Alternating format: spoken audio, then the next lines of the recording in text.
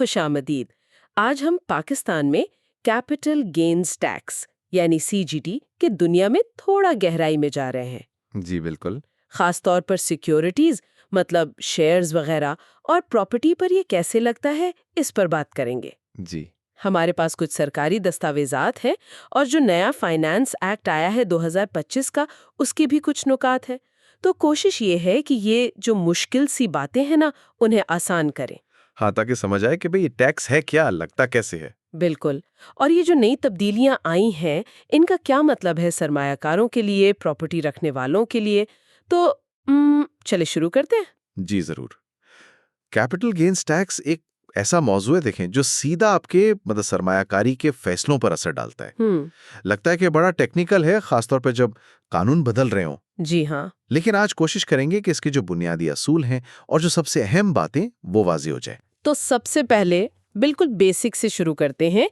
ये capital gain है क्या, आसान लफ्जों में? बहुत सादा ऐसे समझें, जब आप कोई कैपिटल असासा बेचते हैं, वो शेयर हो सकता है, कोई प्रॉपर्टी हो सकती है, जी। तो जिस कीमत पर बेचा आपने वो और जिस कीमत पर वो आपने खरीदा था, अच्छा। इन दोनों कीमतों का जो फर्क है, अगर वो मुस्बत है मतलब आपने महंगा बेचा, तो वो आपका कैपिटल गेन है। अच्छा, फॉर्मूला क्या हुआ फिर?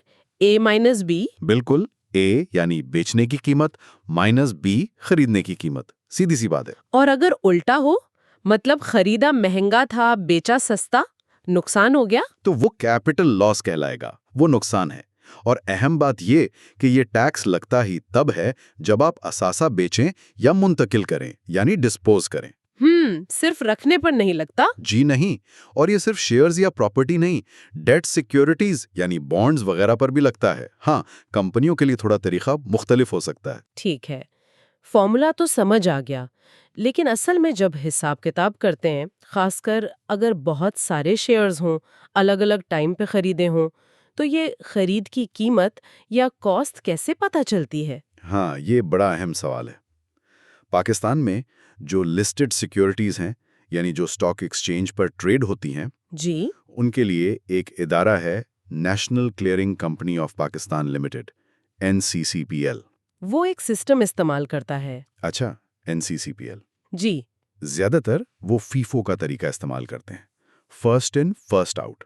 फर्स्ट इन फर्स्ट आउट मतलब? मतलब जब आप शेयर्स बेचते हैं ना, तो सिस्टम ये फर्ज करता है कि आपने वो वाले शेयर्स पहले बेचे जो आपने सबसे पहले खरीदे थे।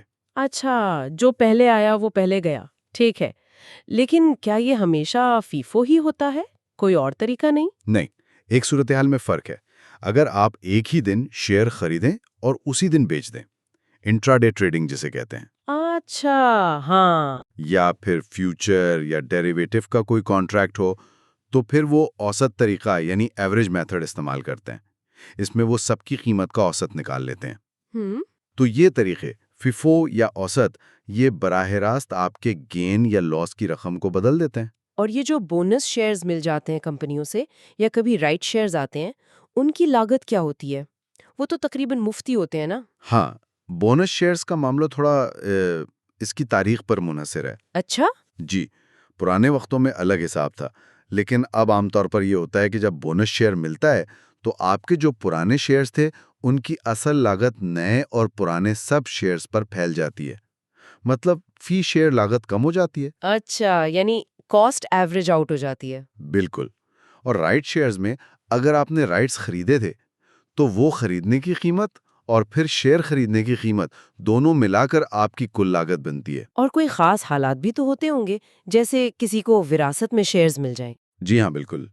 अगर शेयर्स या प्रॉपर्टी विरासत में मिले या कुछ खास रिश्तेदारों से तोहफे में मिलें, तो जब वो आपको मुंतकिल होते हैं ना, उस वक्त कोई कैपिटल गेन टैक्स नहीं लगता।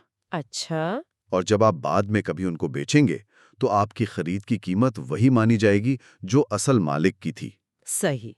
इसी तरह अगर कंपनियां आपस में जम हो जाएं, मर्जर हो जाए, तो शेयर होल्डर्स के लिए आमतौर पर वो भी टैक्स फ्री होता है। असल बात वही है कि कॉस्ट बेसिस क्या है, ये समझना जरूरी है। चलें, अब आते हैं सबसे मजेदार हिस्से पर, टैक्स की शरएं। रेट्स क्या है? कितना टैक्स देना पड़ता है इन गेन्स पर? ये तो लगता है काफी बदलता रहता है। बिल्कुल। और यहीं पर जो हालिया तब्दीलियां हैं ना, वो बहुत ही अहम है। सिक्योरिटीज के लिए टैक्स रेट पहले तो ज्यादातर इस बात पर था कि आपने वो शेयर कितने अरसे अपने पास रखा, मतलब होल्डिंग पीरियड। जी हाँ। लेकिन अब एक और चीज बहुत बहुत अहम हो गई है, वो ये कि आप एक्टिव टैक्स पेयर लिस्ट यानी एटीएल पर हैं या नहीं। एटीएल, ये वो एफबीआर की लिस्ट है ना जो रिटर्न फाइल करने वालों की होती है? जी बिल्कुल, फाइल टैक्स देनदागां की फहरिस्त।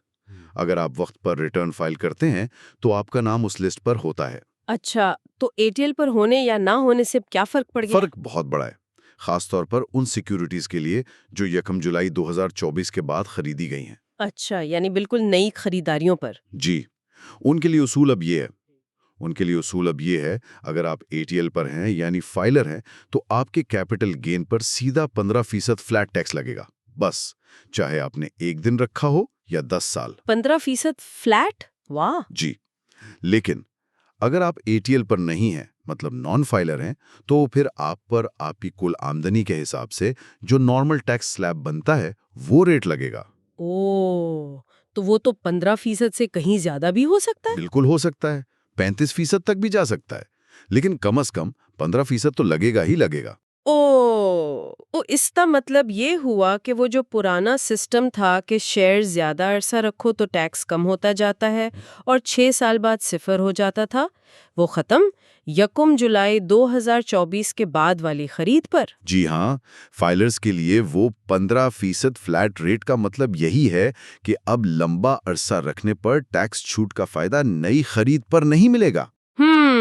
और नॉन फाइलर्स के लिए तो मामला और भी सख्त हो गया है। तो ये साफ जाहिर है कि लोगों को टैक्स फाइलिंग की तरफ धकेलने की कोशिश है। लेकिन जो शेयर्स पहले से खरीदे हुए हैं, यानी 30 जून 2024 तक, उनका क्या होगा? हाँ, उनके लिए अच्छी खबर ये है कि उन पर पुराना वाला निजाम ही लागू रहेगा। यानी उन पर होल्डिंग पीरियड के हिसाब से रेट कम होता जाएगा और 6 साल मुकम्मल होने पर सिफर भी हो जाएगा। अच्छा चलो, ये तो कुछ रिलीफ है। ये तो हुई सिक्योरिटीज की। अब प्रॉपर्टी का क्या हिसाब है? क्या वहां भी यही एटीएल वाला चक्कर आ गया है? जी बिल्कुल, प्रॉपर्टी के लिए भी अगर आपने 1 जुलाई 2024 के बाद कोई जायदाद खरीदी है, तो अब बेचते वक्त यही उसूल है। सैम, जी। अगर बेचने वाला एटीएल पर है तो कैपिटल गेन पर 15% फ्लैट टैक्स, जी। होल्डिंग पीरियड का कोई चक्कर नहीं। अच्छा। और अगर बेचने वाला एटीएल पर नहीं है जी। तो फिर वही नॉर्मल इनकम टैक्स स्लैब के हिसाब से टैक्स लगेगा, जो बहुत ज्यादा हो सकता है। जी। लेकिन कम से कम 15% तो देना ही होगा। तो प्रॉपर्टी में भी वो जो था कि ओपन प्लॉट 6 साल बाद, बनी हुई प्रॉपर्टी 4 साल, फ्लैट 3 साल बाद टैक्स फ्री हो जाता था, वो फायदा भी नई खरीद पर खत्म? जी बिल्कुल खत्म।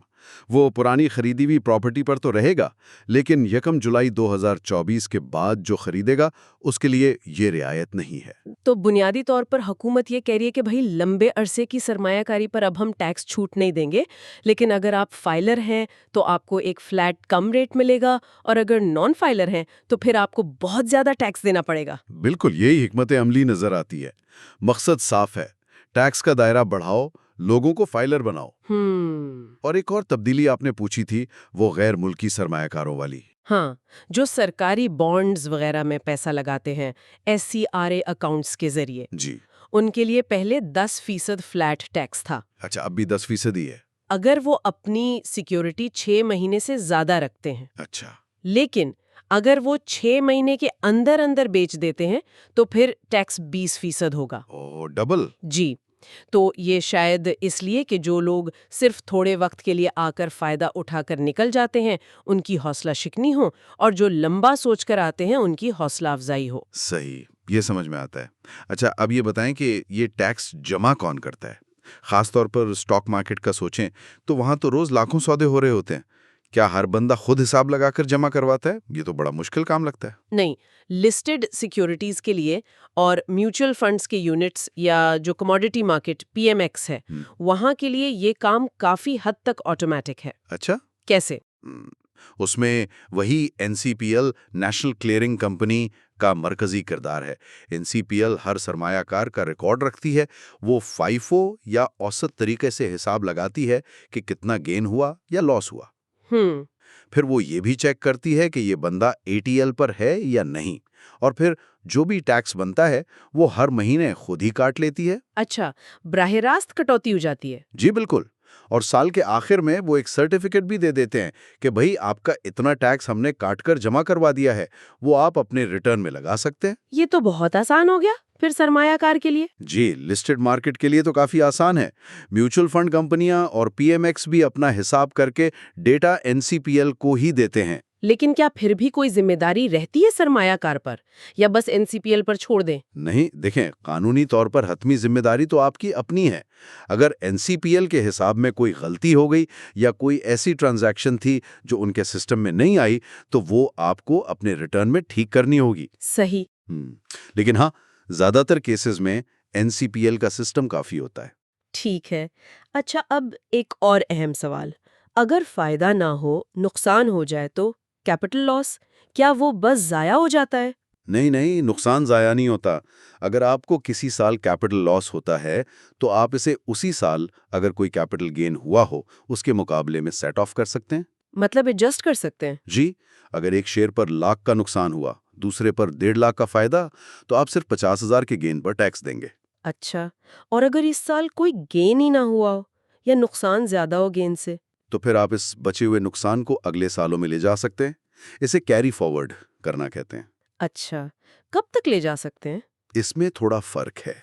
अगर नुकसान लिस्टेड सिक्योरिटीज पर हुआ है और ये 2019 के बाद हुआ है, तो इसे आप अगले 3 सालों तक कैरी फॉरवर्ड कर सकते हैं। 3 साल? जी। और उसे सिर्फ लिस्टेड सिक्योरिटीज से होने वाले मुस्तकबिल के गेन्स के खिलाफ ही एडजस्ट कर सकते हैं।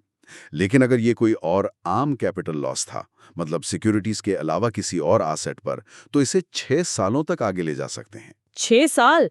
ठीक है। और क्या एनसीसीपीएल ये कैरी फॉरवर्ड वाला नुकसान भी खुद ही एडजस्ट कर लेती है? जी हाँ, अगर आप एटीएल पर हैं, तो एनसीसीपीएल आपके पिछले सालों के जो कैरी फॉरवर्ड लॉसेस उनके रिकॉर्ड में हैं, उनको भी मौजूदा महीने के गेन्स के खिलाफ खुद ही एडजस्ट कर देती है। ये तो वाकई काफी सहूलत है। क्या कोई ऐसी सूरत भी है कि नुकसान हुआ हो लेकिन उसे एडजस्ट ना करने दें? जी हाँ, कुछ खास किस्म के लॉसेस हैं जिन्हें एडजस्ट करने की इजाज़त नहीं होती। एक मिसाल है वॉश सेल्स। वॉश सेल्स, ये क्या होता है? ये होता है कि आप जानबूझकर नुकसान बुक करने के लिए कोई सिक्योरिटी बेचें और फिर फौरन ही, मतलब कानून में 30 दिन का जिक्र है, वही सिक्योरिटी वापस खरीद लें। अच्छा, सिर्फ टैक्स बचाने के लिए? जी, तो ऐसे नुकसान को एडजस्ट करने की इजाज़त नहीं होती। हालांकि अमली तौर पर एनसीसीपीएल के सिस्टम में शायद ये पकड़ना थोड़ा मुश्किल हो। सही। तो ये कैपिटल गेन टैक्स की तो काफी तफसीलात वाज़े हो गईं। लेकिन आपने शुरू में जिक्र किया था कि फाइनेंस एक्ट 2025 में कुछ और भी मुतालिका तब्दीलियां आई हैं। क्या उनमें से कुछ ऐसी हैं जो हमारे सुनने वालों के लिए जानना जरूरी हैं, खासतौर पर सरमायाकारी या टैक्स के माहौल के हवाले से? जी हाँ, सीजीटी के अलावा भी कुछ अहम चीजें हैं जो ओवरऑल तस्वीर को समझने में मदद देती हैं। चंद एक जो ज्यादा मुतालिका हैं। जी हाँ, एक तो शायद सबसे अहम प्रॉपर्टी के हवाले से है। अब कोई भी जायदाद आप ट्रांसफर ही नहीं करवा सकते। अच्छा, हम्म। जब तक बेचने वाला ये सबूत ना दे कि उसने सेक्शन 7E के तहत जो टैक्स बनता था वो अदा कर दिया है। ये सेक्शन 7E क्या चीज़ है? ये तो नया लगता है। जी, ये पिछले साल आया था। ये बुनियादी तौर पर आपके असासों की कुल मालियत पर एक तरह का टैक्स है जो आपको हर साल देना होता है, चाहे आप उन्हें बेचें या नहीं। तो अब प्रॉपर्टी बेचने को इस टैक्स की अदायगी से जोड़ दिया है। ओहो, तो ये तो बहुत बड़ी शर्त लग रही है। बिल्कुल, इसने प्रॉपर्टी की खरीदो फरोख्त को बराह रास्त टैक्स कंप्लायंस से लिंक कर दिया है। फिर दूसरी बात, नॉन फाइलर्स के लिए बैंक से कैश निकलवाने पर जो एडवांस टैक्स था 0.6%, वो बढ़ाकर 0.8% कर दिया गया है, अगर एक दिन में 50,000 से ज्यादा निकलवाएं। ये भी नॉन फाइलर्स के लिए मजीद सख्ती? जी, मकसद वही है कि कैश इकोनॉमी की हौसला शिकनी हो। एक और चीज, अब आप अपने बिजनेस में असासों पर जो डिप्रिसिएशन का खर्चा क्लेम करते हैं ना, जी, फरसूदगी का? वो आप तब तक क्लेम नहीं कर सकेंगे जब तक आपने उन असासों को खरीदते वक्त जो विदहोल्डिंग टैक्स वगैरह की शराइत थी वो पूरी ना की हों। अच्छा, यानी हर चीज को टैक्स अदायगी से जोड़ा जा रहा है। जी, बिल्कुल, कंप्लायंस को यकीनी बनाया जा रहा है। इसके अलावा म्यूचुअल फंड्स के डिविडेंड और प्रॉफिट ऑन डेट पर भी टैक्स रेट्स में कुछ तब्दीलियां हुई हैं। तो अगर हम इन सब तब्दीलियों को इकट्ठा देखें, सीजीटी में फाइलर नॉन फाइलर का फ़र्क बढ़ाना, होल्डिंग पीरियड की रियायत ख़त्म करना, प्रॉपर्टी को 7E से जोड़ना, कैश निकलवाना महंगा करना, तो क्या ये कहना ठीक होगा कि हुकूमत बस हर तरफ से शिकंजा कस रही है ताकि लोग टैक्स नेट में आएं, अपने असासे ज़ाहिर करें? बिल्कुल, आपने सही समझा। ये सारे कदम एक ही सिमत में जा रहे हैं। इकोनॉमी को डॉक्यूमेंट करना, टैक्स बेस को बढ़ाना और जो कवानीन हैं उन पर सख्ती से अमल दरामद करवाना। इनका मकसद जाहिर है, रेवेन्यू बढ़ाना है और मईशत को ज़्यादा शफाफ बनाना है। ठीक है, तो आज हमने काफ़ी चीज़ें कवर कर लीं। कैपिटल गेन क्या है, कैसे कैलकुलेट होता है, सिक्योरिटीज़ और प्रॉपर्टी पर नई टैक्स शरहें क्या हैं, एटीएल की क्या अहमियत है, एनसीसीपीएल का क्या किरदार है, नुकसान हो जाए तो क्या होता है, और फाइनेंस एक्ट 2025 की कुछ दूसरी अहम बातें। जी, खुलासा अगर करें तो सबसे अहम नुक्ता ये है कि ये कवानीन ख़ास तौर पर रेट्स और शराइत बदल रहे हैं, तो अप टू डेट रहना बहुत ज़रूरी है। हम्म। सरमायाकारों और प्रॉपर्टी मालिकान के लिए अब एक्टिव टैक्स पेयर होना यानी फाइलर होना पहले से कहीं ज़्यादा फायदेमंद बल्कि ज़रूरी हो गया है। जी हाँ, फ़र्क बहुत बढ़ गया है। और 1 जुलाई 2024 की तारीख एक बड़ा मोड़ है। इसके बाद खरीदे गए असासों पर टैक्स का हिसाब बिल्कुल अलग है और लंबा अरसा रखने पर जो टैक्स छूट थी उसका खात्मा भी एक बड़ी तब्दीली है जो शायद सरमायाकारी की हिकमत अमलियों को बदलेगी। और हमारे सुनने वालों के लिए एक आखिरी सोच छोड़ जाते हैं। जिस तरह से ये कवानीन सख्त हो रहे हैं, हर चीज़ को डॉक्यूमेंट करने पर जोर है, जैसे प्रॉपर्टी के लिए 7E की शर्त, नॉन फाइलर्स के लिए मुश्किलात। क्या लगता है कि मुस्तकबिल में ये चीज़ें लोगों को वाकई ज़्यादा शफाफियत की तरफ लाएंगी, या शायद लोग सरमायाकारी के दूसरे शायद गैर रस्मी रास्ते ढूंढेंगे? इस पर सोचा जा सकता है कि इन पॉलिसियों का असल रवैयों पर क्या असर पड़ेगा।